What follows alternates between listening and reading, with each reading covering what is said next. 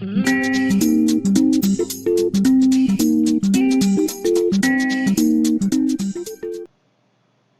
Sobat Neo, apa kabar? Kembali lagi di Neo Channel bersama saya Ki Anom. Pada materi sebelumnya kita telah membahas dan mengetahui bersama mengenai struktur folder dan environment yang ada di Cognitor versi 4. Pada materi kali ini kita akan memahami dan belajar bersama mengenai routes dan controller yang ada di CI 4. Sebelum kita memahami lebih detail penggunaan routes, bagaimana routes itu dibuat, bagaimana alur kerjanya, lalu bagaimana membuat controller, kita harus pahami terlebih dahulu mengenai definisi apa itu routes, lalu mengenai definisi apa itu controller. Kita lihat dulu definisi dari controller. Controller itu adalah sebuah file, biasanya itu berupa kelas, yang digunakan untuk mengatur aksi pada aplikasi yang dibangun. Misal di dalam suatu aplikasi kita ada sebuah button, misal button itu untuk menampilkan suatu form, atau misalnya menampilkan suatu halaman. Nah, aksi dari button itu nanti akan dibuat menggunakan controller, di mana controller itu nanti akan berisi fungsi-fungsi untuk mengakses sebuah form yang tadi sesuai dengan buttonnya tadi. Untuk controller sendiri memiliki peran di mana controller digunakan untuk mengirimkan parameter. Nah, ketika kita mengakses sebuah URL juga, itu URL yang kita akses di browser itu sama aja kita mengakses sebuah controller. Nanti akan kita lihat bersama. Di mana URL itu nanti biasanya itu ada parameter yang dikirimkan ke dalam controller. Lalu yang kedua, controller itu dapat menangani inputan form. Jadi ketika suatu form, misalnya form login, setelah kita memasukkan username dan password, itu kita mengklik tombol yang namanya login atau input atau sign in. Itu ketika tombol itu diklik, maka tombol itu akan mengakses sebuah controller, di mana controllernya itu misal ada sebuah controller namanya login, di mana untuk controller login itu akan menerima parameter yaitu username dan password yang dikirimkan bersamaan ketika kita mengklik button login. Lalu yang ketiga, perannya mengatur view dan model. Seperti tadi yang telah saya sampaikan, ketika kita misal mengakses suatu form, misalnya form login tadi ya, form login, kita akan mengakses sebuah link untuk login. Nah, link itu nanti akan diatur oleh controller, akan dicek oleh controller link apa yang akan diakses. Kemudian ketika link yang diakses adalah link login, maka akan mengatur halaman login. Begitu juga untuk model. Karena di dalam controller itu biasanya kita mengakses model, di mana model itu nanti akan mengakses database. Lalu yang keempat, di dalam controller kita dapat mengaktifkan library dan juga helper. Kita bisa konfigurasi atau memanggil sebuah library maupun helper di dalam sebuah controller ketika kita ingin menggunakan library dan helper tersebut. Sebenarnya masih banyak lagi peran-peran dari controller yang dapat kita lakukan. Lalu kita kenal dulu routing, route, dan routes. Apa itu routing, apa itu route, dan apa itu routes? Yang pertama, untuk routing. Routing adalah sebuah proses menentukan rute atau aksi yang akan dijalankan. Lalu untuk route sendiri adalah script atau kode program yang digunakan untuk menjalankan proses routing. Lalu yang ketiga ada routes, adalah kumpulan dari definisi routing. Jadi singkatnya untuk routing sendiri adalah proses di mana untuk menentukan rutenya, jadi rute-rute apa saja. Jadi ketika kita mengakses sebuah URL, nah URL itu nanti akan mengakses sebuah controller dan mengakses sebuah fungsi yang ada di dalam controller, maka untuk rute tersebut dapat kita definisikan itu adalah sebuah routing. Nah, untuk membuat sebuah routing, ada sebuah script di mana kita harus membuat sebuah kode program untuk menjalankan proses routing itu. Nah, itu kita kenal dengan route. Nah, kumpulan dari routing-routing yang telah kita buat itu kita beri nama yang namanya routes. Mungkin ini untuk definisi dan perbedaan dari routing, route, dan routes. Mungkin jika teman-teman memiliki pemahaman lain atau ingin mengkoreksi dari apa yang telah saya sampaikan, teman-teman bisa menyampaikannya di kolom komentar. Ini adalah definisi dan perbedaan yang saya pahami. Jika teman-teman ingin menambahkan, silakan tambahkan di kolom komentar. Pada materi sebelumnya, di materi unit 1, kita telah mengenal proses yaitu MVC, yaitu model view controller, dengan diagramnya sebagai berikut. Di mana sebuah request akan disampaikan oleh browser, di mana sebuah browser akan menyampaikan sebuah request ke dalam controller. Nah, untuk menyampaikan request itu, biasanya kita ada yang namanya routes atau routing. Kita harus mempunyai routing untuk mengakses sebuah controller. Nah, nanti di dalam controller, routing itu akan diproses. Apakah dia akan menampilkan view atau mengakses sebuah model dan menampilkan data ke dalam view. Nah, ini secara garis besar ketika kita mengeklikkan sebuah URL di sebuah browser.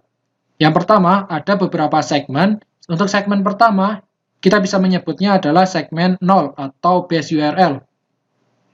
Di mana base URL itu, jika aplikasi kita telah kita hosting, biasanya akan berisi HTTP atau HTTPS, lalu nama domain kita.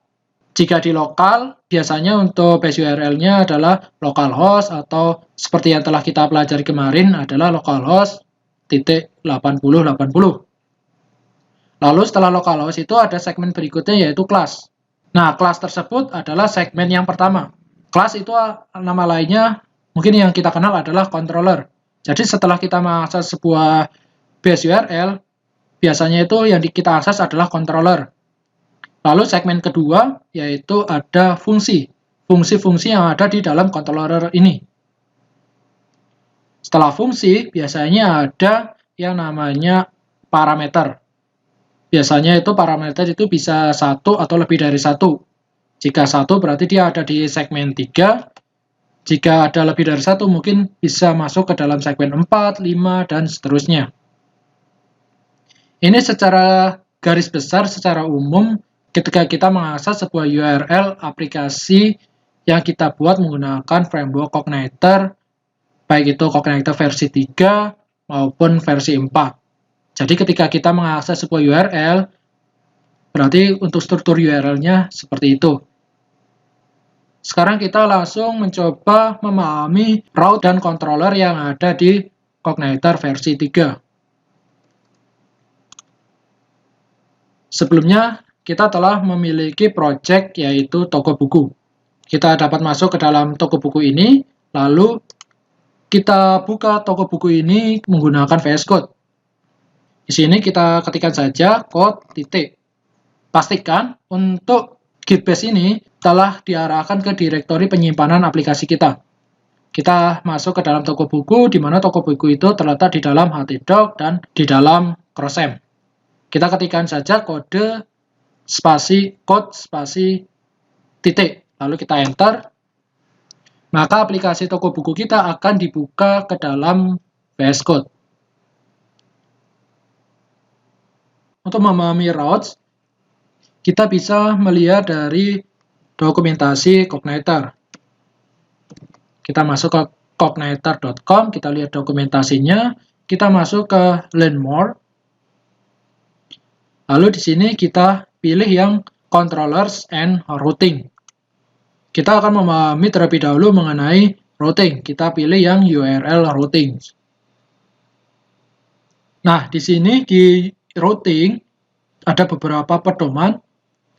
Kita bisa menggunakan yang namanya membuat routingnya menggunakan routes panah add seperti ini. Yang artinya kita akan membuat sebuah routing dengan nama produk/num. Num ini adalah sebuah parameter. Lalu parameter tersebut akan mengakses controller katalog fungsi produk lookup. Kita coba ke aplikasi toko buku kita. Untuk routing kita, itu terdapat di folder app, kemudian ada di config, lalu kita cari routes.php. Nah, di file routes.php ini, disinilah kita akan membuat route atau routing yang akan kita gunakan dalam membangun aplikasi toko buku kita. Jika kita dilihat dari atas, di sini ada router setup. Nah, di sini kita bisa ngeset default namespace controller kita, di mana untuk default namespace controller kita yaitu app/controller, di mana untuk app itu adalah folder app dan folder controller. Ini adalah default namespace dari controller kita. Kemudian root default controller adalah controller pertama kali yang akan kita akses. Jadi ketika kita menjalankan aplikasi toko buku kita, controller yang pertama kali diakses adalah controller home. Lalu default method kita adalah index. Lalu di sini ada set translate URI dash, biasanya di sini digunakan untuk mengkonvert karakter dash di dalam URI menjadi underscore, yaitu menjadi garis bawah. Lalu ada set 404 override, biasanya untuk route yang tidak ditemukan. Lalu di sini ada route set auto route. Di sini defaultnya adalah true. Lalu di sini kita telah memiliki sebuah default routing, di mana untuk routing kita bernama root, dan root itu mengakses controller home dan fungsinya adalah fungsi index. Ini jika tanda seperti ini itu artinya root ya. Pastikan root dan route itu berbeda. Jadi satu sintaks ini kita bisa definisikan itu adalah route. Jika ada banyak route, maka kumpulan dari route-route ini adalah routes. Dan prosesnya itu disebut dengan routing, di mana ketika kita mengakses root, itu dia mengakses controller, home, dan fungsi index. Kita lihat controller home, kita ke folder controller. Nah, di sini ada sebuah controller namanya home dan fungsinya fungsi index. Di mana untuk fungsi index ini dia mengakses sebuah halaman view, yaitu dengan nama filenya adalah welcome message, yaitu halaman view ini ya, dan filenya adalah welcome message. Untuk view nanti akan kita bahas di materi selanjutnya. Jadi kita hanya pengenalan saja, dan pada materi ini kita akan berfokus pada routes dan controller. Untuk lebih memahaminya, kita coba jalankan aplikasi toko buku kita. Kita gunakan terminal yang ada di VS Code kita, atau kita gunakan terminal yang tadi telah kita gunakan ini, yaitu Gitbash. Tapi di sini saya lebih suka menggunakan terminal yang ada di VS Code-nya. Ini kita close saja. Kita klik menu terminal, lalu pilih new terminal, atau untuk shortcut-nya adalah Ctrl+Shift+Backtick. Ini kita close saja. Oke, kita jalankan PHP Spark Serve. Oke, ini ada notice ya, ada notice di HTTP host di file constant.php line 6. Kita ke constant.php line 6. Berarti ini ya, kita ada notice di sini. Tapi sebenarnya ini nggak masalah ya, karena di sini tidak ada error. Ini hanya sebuah warning saja. Mungkin untuk sementara kita abaikan untuk warning ini. Nah, di sini untuk server kita sudah jalan di localhost port 8080. Ini bisa kita copy lalu kita paste ke browser, atau kita bisa klik link ini. Kita tekan Ctrl, tahan. Setelah muncul tangan seperti ini, kita klik. maka dia akan membuka browser dan dia akan menjalankan aplikasi kita. Oke, untuk terminalnya bisa kita close saja. Ini untuk konstan juga bisa kita close. Sekarang kita ke controller home.php. Nah, untuk returnnya mungkin kita bisa ganti. Kita coba ganti menggunakan echo kutip, lalu kita masukkan pesan yaitu hello world. Jangan lupa titik koma, kita save. Lalu kita refresh browser kita, maka dia akan menampilkan pesan yaitu hello world. Oke teman-teman, jika kita tadi telah memahami konsep ini ya, konsep URL yang ada di Cogniter, yang pertama yaitu base URL sebagai segmen 0, yaitu segmen 1 adalah controller, lalu segmen 2 adalah fungsi, dan segmen selanjutnya adalah parameter. Maka sebenarnya untuk mengakses controller home kita, itu adalah kita mengaksesnya seperti ini, yaitu yang pertama, ini adalah localhost-nya, adalah localhost, base URL-nya adalah localhost port 8080, lalu segmen 1 kita mengakses controller, yaitu home, lalu segmen berikutnya kita mengakses fungsi yang namanya index. Nah, jika kita enter, maka dia akan tetap menampilkan pesan hello world.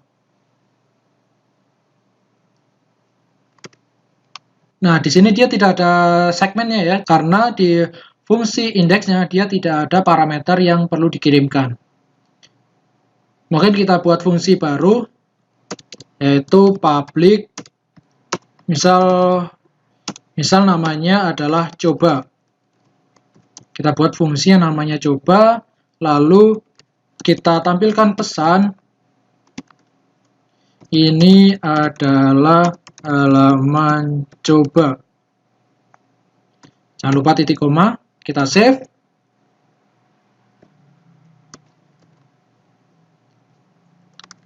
Nah, sekarang di sini kita tinggal mengakses base URL, yaitu localhost port 8080, lalu controller home, dan fungsinya tadi adalah fungsi coba. Kita enter. Nah, sekarang dia akan menampilkan ini adalah halaman coba.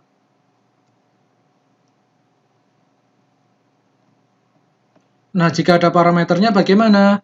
Misal, di dalam coba ini ada parameter mungkin nama. Di dalam PHP untuk penggunaan variabel, wajib kita menambahkan di depannya yaitu $. Nah, sebelum lebih lanjut, untuk aturan penulisan controller, yang pertama, untuk nama kelasnya dan nama file controllernya itu harus sama. Jika nama controllernya adalah home.php, maka nama kelasnya adalah kelas home. Dan untuk penulisan hurufnya, untuk huruf pertama kali itu adalah huruf kapital. Dan untuk penulisan fungsi, misal fungsi index atau fungsi coba, ini untuk huruf pertamanya hanya bisa diawali dengan huruf atau underscore. Jadi kalau kita membuatnya seperti ini, itu tidak masalah. Tapi kita tidak bisa membuatnya misalnya dimulai dari angka. Gini seperti ini, dia pasti akan terbaca error seperti ini ya. Jadi huruf dan underscore, entah itu huruf kapital atau huruf kecil atau underscore. Tapi mungkin kita sepakati saja ya, untuk penulisan fungsi kita akan menggunakan huruf kecil untuk huruf pertamanya atau underscore. Lalu untuk selanjutnya kita bisa menambahkan misalnya angka seperti ini, itu tidak masalah.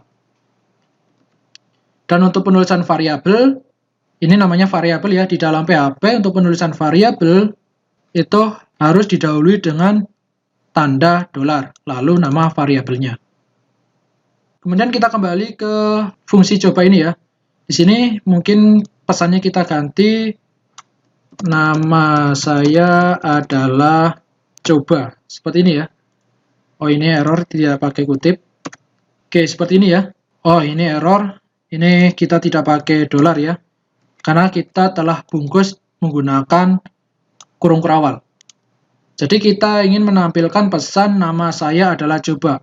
Sekarang kita kembali ke browsernya, kita refresh. Argumen error ya, karena di fungsi kita ini ada parameternya, sedangkan di URL kita kita tidak menambahkan parameter di sini. Mungkin bisa kita tambahkan yaitu anom. Ini adalah parameternya, yaitu kita enter, maka akan menampilkan, oh, ini dia tidak terbaca ya. Oh, ini dia tidak perlu pakai kurung kurawal, langsung seperti ini ya. Langsung coba kita save, kita refresh. Oh, sorry. Ini bukan coba, tapi ini adalah nama. Oke, seperti ini. Makanya dia tadi error. Oke, sekarang kita coba ke browser ya. Nah, sekarang dia sudah muncul pesan yaitu anom. Jika di sini parameternya kosong, maka dia akan error. Nah, kita antisipasi yaitu dengan menambahkan defaultnya yaitu 0.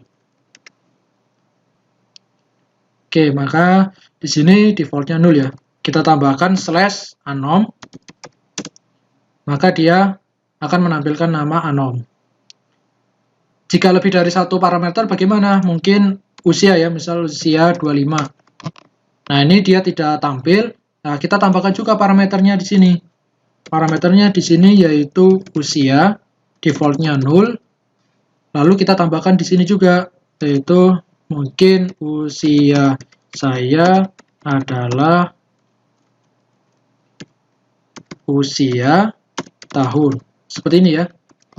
Jadi ini nama dari parameter nama, lalu untuk $usia dari parameter usia. Oke, kita coba refresh. Nah, seperti ini ya. Nama saya anom adalah anom, usia saya adalah 25 tahun. Mungkin seperti itu. Ini untuk aturan pembuatan fungsi dan controller ya di dalam Cognitor versi 4-nya. Sebenarnya ini juga berlaku untuk Cognitor versi 3. Nah, sekarang kita akan masuk ke routes. Nah, di sini mungkin kita akan mencoba membuat routes untuk mengakses fungsi coba ini ya. Mengakses metode coba, kita buat routes. Kita awali dengan route, kemudian tanda panah. Karena ini adalah kita mengakses data, kita sebenarnya bisa menggunakan add. Lalu di sini nama route kita apa? Mungkin /coba. /coba ini dia mengakses controller home fungsi coba. Jangan lupa titik koma. Oh, ini harus ada kutip. Oke. Jadi seperti ini ya. Kita telah memiliki route seperti ini. Sekarang kita coba, jadi di dalam browser nanti kita cukup mengakses root itu berarti local base URL-nya, kemudian /coba. Nah, sekarang berarti di sini kita mengakses, kita kembali dulu ke root-nya ya. Root-nya adalah base URL yaitu localhost /8080. Lalu kita akses /coba. Seperti ini. Maka kita enter. Dia akan menampilkan nama saya adalah 0. Karena kita tidak ada parameternya ya, lalu usia saya adalah 0 tahun. Nah, sekarang kita akan menambahkan parameter di root-nya, yaitu kita bisa menambahkan yang namanya placeholder. Tadi kita bisa menambahkan yang seperti ini ya, kita bungkus dengan kurung biasa, lalu titik 2, lalu any. Lalu dicoba ini kita kasih / yaitu $1. Kita save. Lalu kita kembali ke browser. Lalu kita tambahkan di sini anom. Parameternya ya. Kita enter, maka dia akan menampilkan nama anom. Lalu untuk parameter selanjutnya tadi usia ya, 25. Enter, dia sudah mendapatkan 25. Jadi seperti itu ya untuk pembuatan root-nya. Sebenarnya saya jarang sekali menggunakan add. Saya lebih menggunakan yang namanya get, karena kita akan melakukan request berupa get ya. Jadi apapun yang kita ketikkan, URL yang kita ketikkan di dalam browser kita, itu berarti kita meminta sebuah request dengan metodenya get. Jadi kita gunakan metodenya get. Kita coba refresh. Oke, sama ya. Nah, untuk penulisan placeholder ini, sebenarnya karena kita menggunakan any ya, jadi dia bisa mengakses semua parameter yang ada di belakangnya. Nah, untuk ini namanya tadi placeholder. Nah, untuk penulisan placeholder itu sebenarnya ada beberapa ketentuan. Kita bisa lihat di dokumentasinya lagi di dalam sini ya. Di sini ada placeholdernya, yaitu ada any, di mana any itu dia berupa semua karakter yang kita masukkan di dalam parameter kita. Lalu jika kita memasukkan segmen, placeholdernya segmen berarti semua karakter kecuali slash. Lalu yang ketiga ada num. Num itu berarti dia hanya berupa integer. Lalu ada alpha, berarti dia berupa string, alphabetic karakter. Lalu di sini ada alphanum, berarti alphanumeric, yaitu huruf dan angka, dan juga ada hash. Hash itu mirip seperti segmen, biasanya digunakan untuk mengamankan ID-nya. Kita coba placeholder yang lain ya. Mungkin kita coba, karena ini tadi nama ya, nama, mungkin kita coba gunakan alpha. Kita kembali ke browsernya, kita refresh. Nah, di sini error ya. Error kenapa? Karena file not found. Apa ini file not found? Oke, file not found. Oke, sekarang coba, karena kita di sini kan parameternya di sini ada 2 parameter ya, sedangkan kita masih 1 parameter. Mungkin kita tambahkan num untuk usia. Karena ada 2 parameter, maka di sini kita tambahkan $2. Jika ada lebih dari 2, misalnya ada 3 parameter, kita tambahkan $3 dan seterusnya ya. Sekarang kita save, kemudian kita refresh. Oke, seperti ini ya. Bagaimana jika yang anom ini kita ganti num ya? Kita coba ganti num. Kita save, kita refresh. Dia file not found. Oke, jadi harus sesuai dengan karakternya. Oke, seperti itu. Ini namanya placeholder, yaitu untuk parameter. Kita kembali lagi ke dokumentasinya. Lalu di sini ada lagi yang namanya, ini contoh-contoh lainnya. Oke, di sini kita juga bisa melakukan custom placeholder. Jika kita ketahui, di placeholder kita kan hanya ada yang namanya any, segmen, num, alpha, alphamum, dan hash. Nah, kita bisa melakukan custom placeholder sesuai dengan keinginan kita. Misal contohnya seperti ini. Ini ya, kita ingin membuat placeholder namanya adalah UUID dengan formatnya seperti ini. Ini kita kopikan saja. Kita copy, kita paste, kita save, yang artinya nanti segmennya itu hanya diterima atau bisa dibaca itu yang pertama, ketentuannya itu adalah harus ada angka dan huruf sebanyak 8 karakter, lalu strip, angka dan huruf sebanyak 4 karakter, lalu strip, angka dan huruf sebanyak 4 karakter, strip, angka dan huruf sebanyak 4 karakter lagi, strip, dan angka dan huruf sebanyak 12 karakter. Jadi nanti untuk placeholder-nya akan jadi seperti ini. Yang pertama adalah angka dan huruf sebanyak 8 karakter. Berarti bebas. Angka dan huruf sebanyak 8 karakter. Tuh, 2, 3, 4, 5, 6, 7, 8. Ini kan angka dan huruf sebanyak 8 karakter. Lalu strip. Dilanjutkan angka dan huruf sebanyak 4 karakter. 4 karakter. Strip. Lalu angka dan huruf sebanyak 4 karakter lagi. Sebanyak 3 kali ya. Angka dan huruf 4 karakter lagi. Strip. Lalu yang terakhir adalah angka dan huruf sebanyak 12 karakter. 1, 2, 3, 4, 5, 6, 7, 8, 9, 10, 11, 12. Oke, kelebihan 1. Nah, sekarang mungkin kita bisa buat controller. Misal coba 2 ya. Kita ketikkan aja func. Muncul seperti ini, lalu pilih yang fun ini ya. Lalu untuk function name-nya kita ganti coba 2. Untuk parameternya adalah UUID. Untuk echo-nya mungkin kita tampilkan echo UUID adalah UUID. Seperti ini ya. Nah, sekarang kita buat routes-nya. Untuk routes-nya kita buat routes, lalu get. Lalu di sini nama route-nya adalah coba 2. Untuk parameternya adalah UUID, sesuai yang kita buat ini ya, UUID. Lalu untuk controllernya adalah home, lalu fungsinya adalah coba 2, dia memiliki 1 parameter. Kita save, sekarang kita coba akses coba 2 ya. Coba 2, lalu parameternya dia hanya ada 1, kita bebas parameternya apa. Kita enter, dia pasti file not found. Kita coba lagi misalnya angka, enter, dia file not found juga. Nah, bagaimana jika kita menggunakan ini ya? Kita coba kopikan ini, lalu kita pastekan di sini.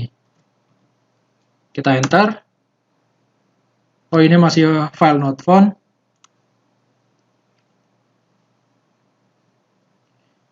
Jika kita lihat di sini ketentuannya 0, dia hanya diperbolehkan angka 0 sampai 9 dan huruf A sampai F ya, sebanyak 8 karakter. Oke, mungkin kita salahnya di sini ya. Jika kita lihat di sini strukturnya, dia hurufnya ada H, ada S, ada J, D gitu ya. Jadi hurufnya itu di luar A sampai F ya. Nah, kita sesuaikan lagi ya. Tadi kita ada kesalahan di sini. Jadi di sini yang diizinkan adalah angka 0 sampai 9 dan huruf A sampai F. Yang pertama sebanyak 8 karakter, lalu yang kedua sebanyak 4, yang ketiga sebanyak 4, yang keempat sebanyak 4, dan yang kelima sebanyak 12 karakter. Jadi yang diperbolehkan itu hanya angka dan huruf A sampai F ya. Nah, ini kita perbaiki, jadi di sini untuk hurufnya mungkin hanya A sampai F ya. A, F, C, K ini mungkin AA, ini O tidak berlaku, berarti E, lalu ini I-nya itu mungkin ganti 3. Nah, ini untuk UTIG ini kita ganti mungkin ABC5. GI-nya kita ganti BC. GUI-nya kita ganti FFAA. Ini O-nya kita ganti 0. Oke, mungkin kita coba ini ya. Kita coba parameter ini. Kita copy, kita pastekan di sini sebagai parameter. Kita enter. Oke, masih not found, berarti ada yang masih salah. Kita coba cek lagi. Oh, ini masih ada U ya. U-nya ini kita ganti C saja. Ini kita copy lagi, kita pastekan di sini, lalu kita enter. Harusnya ini udah bisa. Nah, sudah bisa ya. Jadi sudah terbaca UUID-nya adalah parameter ini. Oke, itu untuk yang custom placeholder-nya yang tadi kita buat dengan ketentuannya adalah sebagai berikut. Jadi terdiri dari 5 bagian. Bagian pertama itu terdiri dari angka dan huruf A sampai F sebanyak 8 karakter. Bagian 2, 3, dan 4 sebanyak 4 karakter, dan bagian 5 sebanyak 12 karakter. Sekarang kita lihat dokumentasinya kembali. Nah, ini kita sudah mempelajari mengenai custom placeholder. Nah, sekarang kita lanjut. Ini adalah regular expression. Jadi di dalam routingnya kita bisa melakukan expression seperti ini ya. Kita ke bawah saja. Nah, di sini kita langsung ke closure. Dimana untuk closure itu nanti formatnya seperti ini. Nah, untuk sebelumnya kita akan membuat routingnya itu dia mengakses sebuah controller dan fungsi ya. Nah, untuk closure routes ini kita membuat fungsinya itu di dalam routingnya. Sekarang kita coba praktekkan. Kita akan coba memodifikasi dari route coba 2 ini. Nah, di sini untuk controllernya kita hapus saja, kita ganti dengan function. Seperti ini ya untuk penulisan function. Lalu di sini kita tambahkan echo UUID $UUID. Nah, di sini jangan lupa ada parameternya ya. Karena di dalam function berarti di sini kita tambahkan parameter seperti ini. Jangan lupa titik koma. Kita save. Sekarang kita ke browser, tinggal kita refresh. Oke, sama juga ya. Udah tampil seperti ini. Itu tadi untuk closure routing. Sekarang kita ke bawah, di sini ada juga mapping multiple routes. Jadi di sini kita bisa lebih dari satu routes yang sama ya.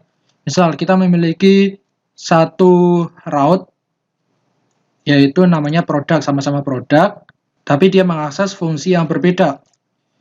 Di sini produk dengan parameternya number, dia mengakses controller katalog dengan fungsinya adalah product lookup by ID. Dan produk dengan parameternya alphanumeric, dia mengakses controller katalog product lookup by name. Jadi kita bisa membuatnya seperti ini, dan root-nya kita tinggal memanggil route map seperti ini. Kita lanjutkan, kita ke redirect routes. Nah, redirect routes itu digunakan untuk meredirect. Nah, sekarang kita coba redirect route. Jadi, route itu digunakan untuk meredirect atau istilahnya mengalihkan ketika kita mengakses suatu URL. Kita contohkan saja. Nah, misal kita ingin membuat sebuah route redirect. Kita gunakan yang namanya add redirect. Nah, yang akan kita redirect itu apa? Yang akan kita redirect adalah route-nya. Nah, kemudian di sini kita masukkan adalah nama routing yang akan kita redirect. Misalnya coba 3. Jadi ketika kita mengakses coba 3, kita akan redirect kemana? Misal akan kita redirect ke routing coba. Oke, kita save. Sekarang kita coba.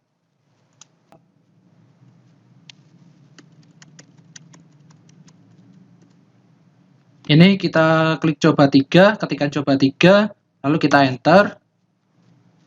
Ini hasilnya not found, tapi di sini dia sudah terredirect ke routing coba. Tapi di sini dia hasilnya not found. Tapi setidaknya kita sudah berhasil melakukan redirect ke link ini ya, redirect routes-nya. Oke, kita lanjutkan. Nah, selain itu, kita juga bisa melakukan yang namanya grouping routes. Jadi, untuk route-route yang kiranya itu memiliki fungsi yang sama, kita lakukan grouping di sini. Jadi, misal ini untuk routes-nya akan kita lakukan grouping. Di sini sama-sama ada coba ya, ada coba 1, 2, dan 3. Nah, di sini akan kita buat menjadi grouping ya. Untuk routing group kita buat di sini. Kita gunakan routes, lalu panah group, lalu di dalam grup ini ada nama grupnya. Misal kita buat nama grupnya adalah CB, anggap aja ini CB adalah inisial dari coba ya. Lalu kita tambahkan function. Nah, untuk penulis function seperti ini. Lalu di dalam function ini harus ada yang namanya variabel atau parameter routes-nya. Kita buat parameter routes-nya adalah $R. Lalu di sini di dalam fungsinya kita buat routing seperti biasa. Yang pertama $R. Kalau sebelumnya kita menggunakan routes ya, $routes, maka di sini karena kita membuatnya di dalam fungsi dan parameter routes-nya itu kita inisialkan dengan $R, maka di sini adalah $R panah, lalu get. Nah, untuk yang coba ini kita pindahkan ke dalam sini ya. Ini kita copy, kita pastekan di sini. Nah, seperti ini. Lalu untuk yang coba 2 ini bisa kita copy, kita pastekan di dalam sini. Untuk routes-nya karena kita menggunakan $R, maka di sini adalah $R. Oke, seperti itu. Lalu untuk yang coba 2 ini bisa kita disable, kita tekan Ctrl/. Lalu untuk yang coba ini kita disable juga Ctrl/. Kita save. Nah, sekarang kita coba akses routes yang ada di dalam grup ya. Untuk mengakses root yang ada di dalam grup, setelah kita menuliskan root-nya, yaitu base URL-nya, kita dilanjutkan dengan menuliskan nama grouping-nya. Nama root grupnya, yaitu tadi adalah CB, lalu slash, tulis ini ya, coba, dan kita masukkan parameternya alpha dan num. Coba, lalu kita parameternya adalah anom/25. Kita enter.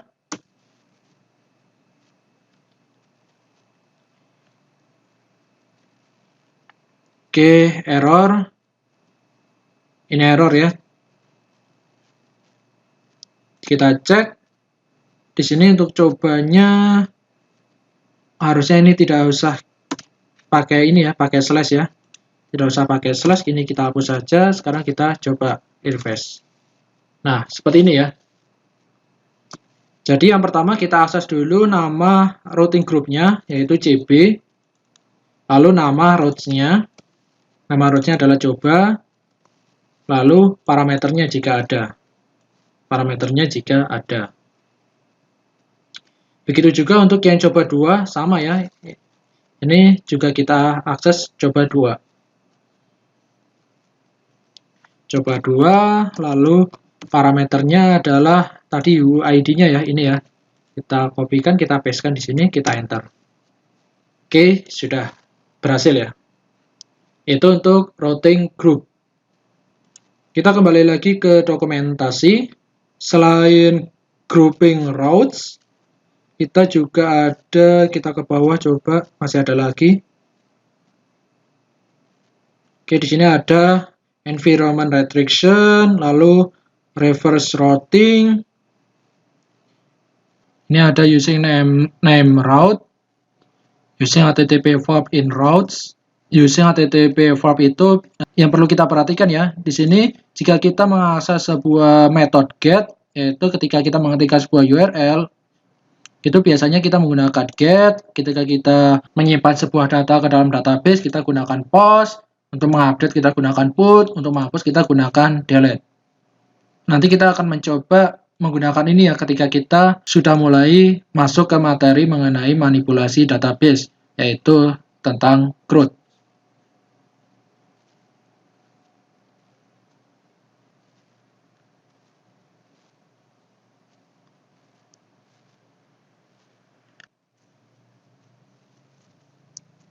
Oke, ini masih banyak lagi ya untuk pedoman penggunaan dari routes.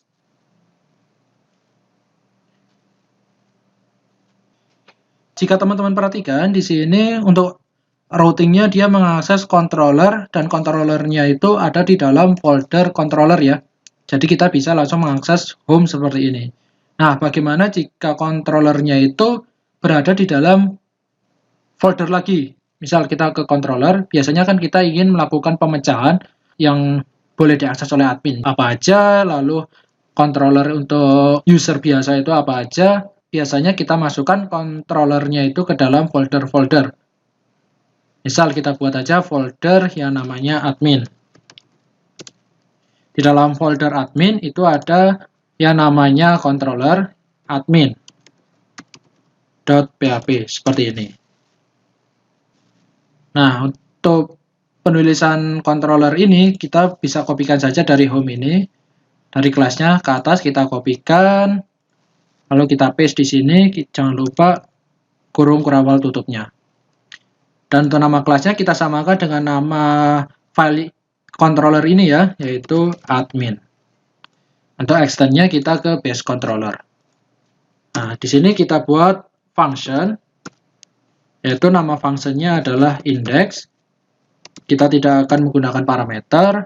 Lalu di sini untuk outputnya kita echo, kita tuliskan ini adalah halaman admin, halaman index admin. Seperti itu, jangan lupa titik koma. Nah, sekarang kita coba buat routing untuk mengakses controller ini. Mungkin untuk routingnya kita buat routing biasa saja ya. Namanya routes, lalu get, Nama routingnya adalah admin, lalu dia mengakses controller admin, fungsi index. Seperti ini. Nah, sekarang kita coba ke browsernya. Di sini setelah root, kita tambahkan admin. Oke, nah di sini akan ada error. Padahal kita sudah benar ya. Menuliskannya sudah benar. Di sini juga kita membuatnya sudah benar. Hal itu karena admin itu dia berada di dalam folder lagi. Di dalam controller ini kan ada folder yaitu admin. Sedangkan controller admin itu berada di dalam folder admin. Nah, oleh karena itu kita juga harus menyesuaikan namespace-nya. Nah, jika kita ke controller admin, sini namespace-nya, controllernya itu ada di dalam app. Sedangkan admin ini dia masih ada di dalam admin itu. Maka dari itu kita harus menambahkan di sini \admin. Seperti itu. Ini untuk penulisan namespace-nya ya. Lalu di sini base controller-nya itu jadi error. Karena di sini base controller itu kan dia tidak sejajar dengan admin ini ya. Jadi kita tidak bisa langsung extend base controller. Kalau tadi di home itu kita bisa mengakses langsung extend base controller karena base controller itu berada di satu folder yaitu sama-sama berada di dalam folder controller. Nah, sedangkan controller admin dan base controller itu kan di dalam folder yang berbeda. Ya, meskipun sama-sama di dalam folder controller. Tapi untuk admin ini, dia masih masuk ke dalam folder lagi. Maka dari itu, agar dapat menggunakan base controller, kita tambahkan yang namanya use. Lalu tadi base controller itu ada di mana? Ada di app/controller, lalu base controller. Seperti ini. Kita save. Nah, sekarang kita coba apakah sudah berhasil apa belum. Kita refresh. Oh, ternyata masih belum. Nah, kita juga harus mengubah routingnya ya. Route-nya ini, controllernya juga harus kita ubah. Ini controllernya ada di mana? Ada di dalam folder admin. Nah, seperti ini. Kita save. Sekarang kita coba refresh. Nah, sudah berhasil ya. Jadi, untuk membuat controller yang ada di dalam subfolder lagi, seperti controller admin ini, maka kita harus mengeset namespace-nya apa. Namespace-nya berarti sampai folder controller itu ada ya. Oke, ini controllernya ada di folder admin. Dan ini juga harus sesuai ya. Kalau foldernya dia A-nya huruf kapital, di sini harus huruf kapital. Karena ini sifatnya adalah case sensitive. Lalu untuk base controllernya jika kita tambahkan di sini dengan menggunakan use agar base controllernya ini bisa diakses. Selanjutnya untuk mengakses controller di dalam routes, terutama controller yang ada di dalam subfolder, kita harus menambahkan foldernya di mana controller itu diletakkan. Gitu ya. Perlu saya sampaikan, nah, jadi untuk mengakses URL ini, jika kita memahami konsep mengenai aturan seperti ini, kita sebenarnya bisa mengakses tadi ya, mengakses misal tadi ke admin/index gitu ya. Tapi di sini dia tidak bisa mengakses admin/index. Karena apa? Karena admin ini ada di dalam subfolder lagi. Karena dari itu kita juga perlu menambahkan subfoldernya. Seperti ini, yaitu subfoldernya adalah admin. Berhasil ya, tapi di sini linknya jadi panjang. Oleh karena itu kita menggunakan routes untuk memperpendek linknya. Jadi nanti kita cukup mengakses /admin seperti itu. Nah, tapi di sini ada hal yang perlu teman-teman perhatikan nih. Nah, bagaimana jika ada orang lain itu tahu kita mengakses controller apa, fungsi apa, kemudian parameternya apa. Jadi mereka orang lain itu kan bisa istilahnya langsung membacak di sini ya, langsung mengakses misalnya kita mengakses controller home. Fungsinya coba mereka langsung bisa mengakses seperti ini. Nah, bagaimana jika kita tidak ingin mereka itu bisa langsung mengakses controller dan fungsinya itu di URL ini? Nah, oleh karena itu kita dapat mematikan fitur tersebut. Dimana untuk mematikan fitur tersebut kita menggunakan ini ya, set auto route. Di sini kan true. Kita ubah jadi false. Kita save. Nah, jadi ketika orang lain itu mengakses controller home fungsi coba, dia nggak akan bisa. Nah, seperti itu.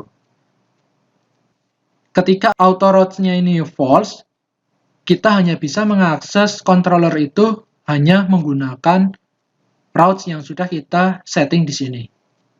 Ini adalah salah satu bentuk keamanan ketika kita menggunakan routes. Jadi orang lain itu tidak tahu kita mengakses controller apa, fungsi apa, gitu ya. Oke, mungkin itu untuk pengenalan dan dasar-dasar mengenai pembuatan controller, lalu kita ngeset namespace di dalam controller, lalu kita telah belajar juga pembuatan dan memahami bersama mengenai routes. Jadi ada beberapa jenis penulisan di routes, ada untuk get, lalu tadi ada untuk metodenya yaitu untuk post, put, delete, lalu kita juga bisa custom placeholder-nya, lalu kita juga bisa melakukan grouping routes-nya. Untuk materi sesi ini mungkin sampai di sini. Semoga materi ini bermanfaat. Kita jumpa lagi di materi selanjutnya. Saya Ki Anum undur diri dan salam coding.